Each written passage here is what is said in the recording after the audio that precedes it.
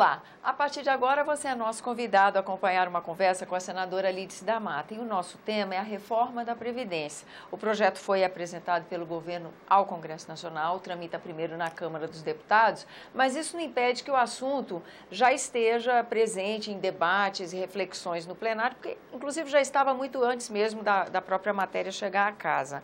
E a senadora Lídice da Mata já tem mais ou menos uma opinião formada sobre que proposta é essa, né, senadora? Olha, eu acho que eu tenho uma opinião formada e o conjunto da população também. É a opinião de que essa reforma da Previdência ela vem para sobrecarregar o ombro do trabalhador brasileiro. E estão sendo usados alguns argumentos falaciosos para justificá-la. Digo falaciosos porque eles não são necessariamente falsos. Ou seja, a população do Brasil cresce a sua expectativa de renda ou de vida. A população do Brasil também, a Previdência precisa de uma reforma que possa prepará-la para esse novo momento. No entanto, a dose que está proposta é uma dose absurda. Uma pessoa que se aposenta, que vai se aposentar, que está preparada para se aposentar agora no Brasil, se for se aposentar no próximo ano, após a vigência desta reforma, terá que se aposentar pela metade do seu salário, 51%, se for mulher, mais 1% a cada filho que ela tiver. Ou melhor, 1% a cada ano de contribuição a mais do que 25 anos. Ora, é uma destruição. Quem é aposentado sabe a dificuldade de vida de um aposentado. A correção do salário do aposentado não se dá da mesma forma que os da ativa. O aposentado, em 1 ano, 2 anos, com a inflação e com os gastos extras com saúde, que crescem muito após os 65 anos de idade, tem os seus salários corroídos. A sua capacidade de consumo e de viver com o mesmo padrão anterior diminui muito. E nós vamos ter uma diminuição maior ainda. É escandaloso o que está sendo proposto. Seria mais digno se pensar um novo modelo e dizer para o Brasil, olha, não vai ter mais reforma, não vai ter mais Previdência. Vamos adotar um modelo como o do Japão. Quem quiser que faça a sua poupança para se aposentar. Porque o que está se impondo ao trabalhador brasileiro é que o trabalhador trabalhe o ano inteiro, ou a vida inteira, contribuindo permanentemente durante 49 anos de vida para chegar, no final desse período, obter uma aposentadoria integral, porque se não forem 49 anos, ele não terá sua aposentadoria integral. Hoje, o mínimo, você faz uma somatória da idade, no caso da mulher, 60, com 30 de contribuição. Do homem, 65, com 35 de contribuição. E você pode se aposentar ou pela idade e ser proporcional com o tempo de contribuição, que ainda não é o máximo, ou pelo tempo de contribuição, mesmo que sua idade não seja a máxima, também proporcional. Perde alguma coisa quando a gente diz que é proporcional a esse tempo. A partir de agora, não. Homens e mulheres só com 65 anos de idade. E se tiver 25 anos de contribuição, que é o exigido, e mais 65, você ainda não se aposentará integralmente. Agora, senadora, essas regras chegam dessa forma para que haja uma margem de manobra aqui, para que haja uma possibilidade, porque assim, mexer em sistema previdenciário é uma coisa que gera polêmica, divide opiniões, gera resistência. Será que um projeto desse está vindo assim, carregado nas tintas, para que se possa, no Congresso, chegar a um termo mais razoável? É a esperança? Eu não digo nem que isso seja uma esperança. Eu acho que eu acho tão absurda a proposta que só posso achar que haverá, e já houve declarações de membros do governo, que eles analisam essa possibilidade de abrir para mudanças. Mas veja como é cruel esse processo. Porque, na medida em que o governo manda isso, o Congresso, que quer agradar ao governo, vai começar a tentar ver qual é a forma que ele tem de se afastar mais do direito do trabalhador, mais do interesse do trabalhador, para agradar mais o governo. Preservar ao máximo o projeto como ele vem. Em troca, como ele vem. Tanto é verdade que o relator já entregou o projeto com um prazo mínimo, dizendo que ele não precisava de grande estudo, porque ele iria dar um parecer pela aprovação. Tudo isso é um desrespeito à população. Recentemente, aqui no Senado também foi o presidente do PMDB destacou que ele, como presidente do seu partido que tem o mesmo presidente da República, ele advoga que o Congresso se autoconvoque para contar prazo para a reforma da Previdência.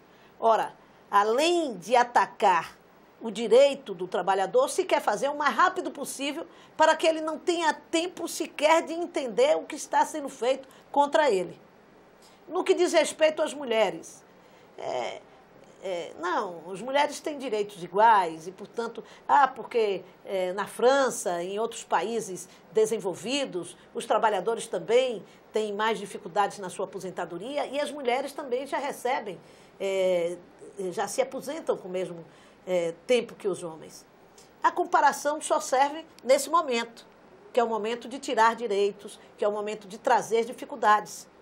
Não se garante ao trabalhador brasileiro, nem às mulheres brasileiras, as condições de vida e de trabalho que as mulheres na França e os trabalhadores na França têm. O nível de bem-estar social alcançado numa sociedade como a francesa ou como a alemã é muito diferente do nível de vida alcançado pelos trabalhadores brasileiros. E é esse trabalhador, o trabalhador de salário mínimo, que ganha na sua aposentadoria um salário mínimo, que ganha na sua aposentadoria metade do que é o máximo da Previdência hoje, que vai ser o principal prejudicado. Porque não é o funcionário público que, apesar de passar também por dificuldades nessa reforma, mas entra num determinado tempo por concurso público, no serviço público, e vai até a idade mínima de aposentadoria naquele mesmo serviço.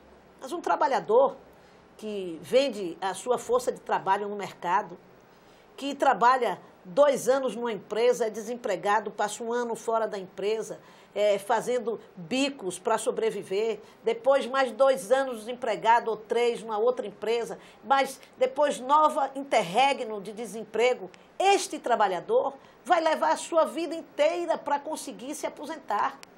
Porque a classe média, eventualmente, com uma proteção de um nível de vida do conjunto da família, consegue, no período que está desempregado, às vezes pagar a aposentadoria como autônomo. Mas um trabalhador de salário mínimo, de pouco mais de salário mínimo, de salários de renda baixa, não conseguirá pagar no interregno que ficar desempregado a contribuição como autônomo. Então, vai trabalhar a sua vida inteira na sua aposentadoria, na idade em que ele vai precisar gastar 20%, 25% do seu salário com saúde, com remédio para pressão, remédio para colesterol, remédio às vezes para diabetes, remédio de todos os tipos, que a partir dos 55 anos de idade o corpo humano começa a sentir necessidade de compensação. Esse trabalhador é que vai sentir o peso disso que o governo brasileiro está fazendo agora. Isso tudo para atender aos interesses do mercado. O secretário que anuncia a a nova reforma da Previdência, passou a semana antes de anunciá-la, conversando com os empresários, né, a Confederação Nacional das Indústrias, da indústria, com as representantes das empresas de aposentadoria privada e assim por diante, com nenhum segmento de trabalhador. Senadora, aqui nosso tempo já se esgotando, mas querendo fazer uma última pergunta para a senhora. Qual a expectativa de velocidade dessa tramitação? A senhora acha que realmente, como é a expectativa de algumas pessoas do governo, que em 6 meses isso esteja concluído? Nós vamos passar o ano de 2017 discutindo nas duas casas. Qual é a estratégia para tentar minimizar esses problemas que a senhora relata? Olha, nós vamos lutar de todas as formas para impedir que a reforma passe nesse tamanho e fazer com que seja modificada essa reforma para garantir um mínimo de perda para os trabalhadores brasileiros. Essa vai ser a nossa luta, portanto, quanto mais tempo tivermos, melhor. A decisão do governo, eu sei que o movimento do governo será o inverso, será impor um ritmo que permita um mínimo de mudança para permitir um mínimo de discussão, um mínimo de mobilização e de intervenção dos trabalhadores. Acho que cabe agora aos sindicatos dos trabalhadores rurais, urbanos, às centrais sindicais, independente de suas divergências sobre a vida política nacional, mas diante da premissa do interesse agredido do trabalhador, uma grande unidade, uma grande mobilização para se fazer presente no Congresso, para fazer com que os deputados que vão, daqui a 2 anos, concorrer a uma eleição, deputados e senadores, possam votar mais próximo do interesse do trabalhador do que próximo do governo que lhes oferece cargos. Muito grata pela sua presença aqui no nosso programa, senadora. Obrigada a você. Eu agradeço também a você que nos acompanha, lembrando que esse é o programa Argumento e que você é o nosso convidado a fazer sugestões e críticas ao trabalho da TV Senado pelo 0800 61 2211, que é uma ligação gratuita. Se você quiser rever esse ou outro dos nossos programas, há a opção do endereço eletrônico senado.leg.br/TV. Até a próxima.